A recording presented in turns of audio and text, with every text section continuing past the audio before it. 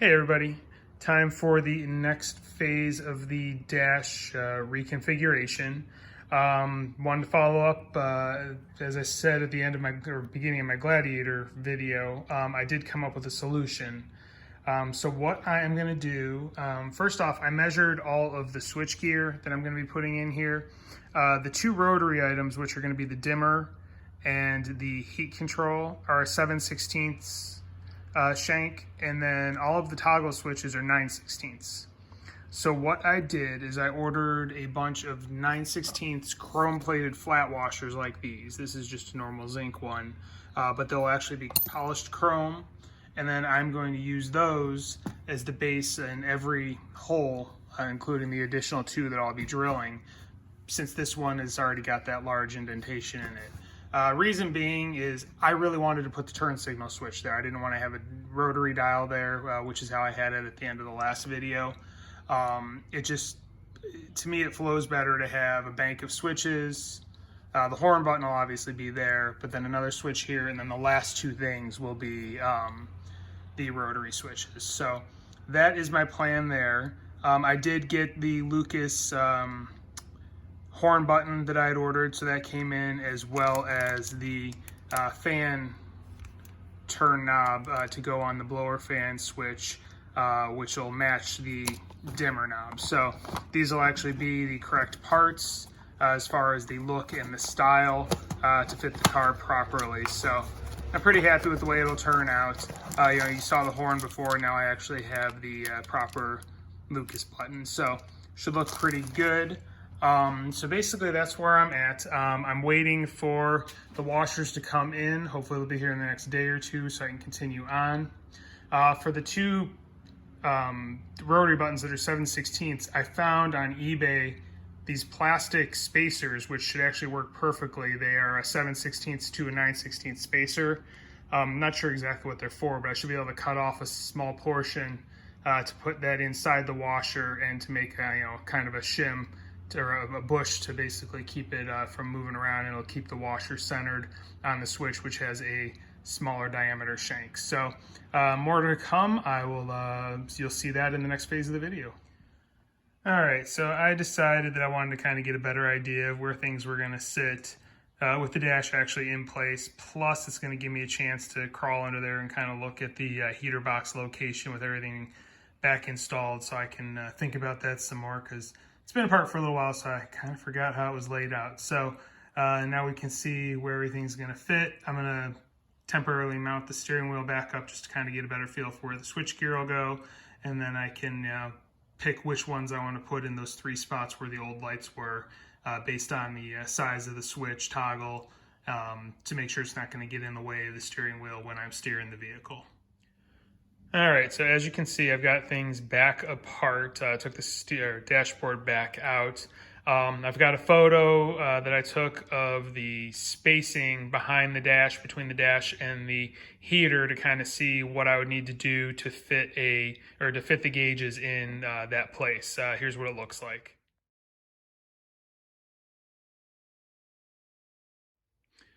All right, so as you can see, it looks like the big problem is going to be the two rings where you would mount the defrost vents onto. So my thought is, what I can do is cut those off and then just get some high temp tape of some sort, or even what you would use as far as thermal barrier on the floorboards, and just cover over that side of it, and then just have the heat system rigged so only the actual heat works, which when you trigger the heat, this flap door opens and it comes out the bottom. I can just have it rigged so that would be the only function of this heat box. That is kind of my thought. If I do that, there should be just enough space to be able to get the bottom two gauges in, cut the holes out, put the bottom two gauges in the dash, and have the correct dash layout as far as the display goes. I think I'll be right there. I may be able to mess with the heater box a little bit and just shift it back ever so slightly more, but I do know it needs to stay at the angle it's at for the most part, just based on the clearance above it. As you can see, it's pretty tight. So I think I have a plan of attack there, so it's something I can mess with. All right, and then the mail came today, and in the mail came the chrome-plated washers that I'd ordered. So I got these, and then I also have, these are the little plastic grommets I was talking about, that they are 7/16 to 9/16 bushings, basically. So I can use those on the 2 rotary dials that have the larger threads. So my plan of attack is to have, the switches mounted, and then I'll have these basically under the switches. So it'll just trim it out nicely, and it'll cover up that damage that's on that one there. So that should look pretty good when all is said and done. All right, so I've been messing around with this a bit, and you know that expression, I think it was Mike Tyson who said it, I think that's the boxer that said it, but everybody has a plan until you get punched in the face. Well, as I started trying to mess around with the first one, I realized that those washers I got are not going to work. The thickness of the dash panel with the vinyl with that washer is not enough depth for the actual toggles when it comes to what you have to screw onto. Something I did not think about or take into account when I was devising this plan. So as you can see, I did start mounting a few things. First one I got in is, this is going to be my fan on off switch, so that'll be off, that'll be on. This is going to be the high-low, this will be the headlight on off. I got the Lucas horn switch mounted, so that's in place. Everything is all set there. And then I've got my turn signal switch mounted. That'll be my left, that'll be my right, and then my cancel out. So, and this is the one that had all that buildup on it. I kind of went to town on it with a rag. It definitely cleaned up somewhat. I'm going to get some vinyl cleaner on a rag later, clean it up a little bit better, and it should turn out pretty good. I don't think it'll be noticeable or whatnot once I get some good cleaner on it and clean it up. So that is going to be the plan. I unfortunately lost that time waiting for the washers to show up, which I can't even use now. So live and learn. It is what it is. So I'm going to just continue on getting or over drilling these 2 last holes here, get those 2 switches mounted, and then I just have to drill the holes for the 2 rotary switches. So as you can see, I went ahead and I drilled out those last remaining holes to the 9/16 and got the last of the toggle switches installed. So here we are with the final results. This one, like I said, is going to be the fan off, on. Here is the low, high beam, and headlights off, running lights, headlights on.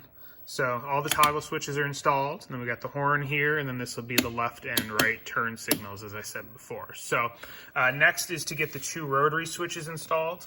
One thing I realized I made a mistake on, I kind of forgot that there is actually a hole already drilled right here. You can kind of see how it dents in from the factory to put a switch there. So in the aluminum, there's already a hole there. I'm not sure what the size is, haven't measured it yet. I'm guessing it's probably going to end up being a 9/16 because that's just my luck. Whereas the 2 rotary switches are 7/16. Good thing is I do have those bushings that I had ordered when I plan on using those washers. So I should be able to use a bushing to make it work okay. So I'm going to go ahead and drill that, or clean out the vinyl of the 1 hole that's already drilled, and then drill the 2nd hole that I need that'll be the proper spacing over, and we'll go from there. All right, and as you can see, I drilled the holes that were needed, got everything mounted, and here is the final result. So I've got my panel dimmer in there, I've got the blower fan switch in there for the aftermarket heater, turn signals, horn, and the 2 headlight controls, as well as the fan on off. And then back to previous videos, I've got the ignition switch and all the lights relocated. I am very happy with the results. I still need to wire everything up, so that'll probably be in my next video about the Cobra.